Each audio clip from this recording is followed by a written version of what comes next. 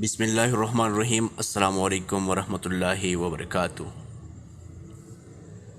جو قومیں اپنے شہیدوں کی قربانیوں کو فراموش کر دیتی ہے، تاریخ ان قوموں کو حرف غلط کی طرح مٹا کر رکھ دیتی ہے۔ لوگ اکثر نرم لہجوں سے کتنی سخت بات کر جاتے ہیں کہ ان کے لفظوں کی تفش بولنے میں ایک عمر لگ جاتی ہے۔ دنیا کی بہت سی مشکلوں میں سے ایک مشکل یہ بھی ہے کہ پڑھے لکھے لوگ اپنے فیصلوں میں جتنے مشکوک رہتے ہیں، جاہل لوگ اتنے ہی پراعتماد ہوتے ہیں۔ اچھا انسان وہ ہے جو کسی کا دیا ہوا دکھ تو بلا دے، مگر کسی کی دی ہوئی محبت کبھی نہ بلائے۔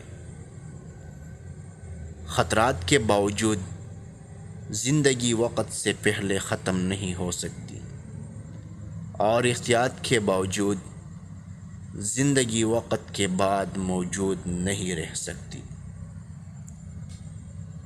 بھروسہ ایک شخص توڑتا ہے اور اعتبار ہر شخص پر سے اٹھ جاتا ہے۔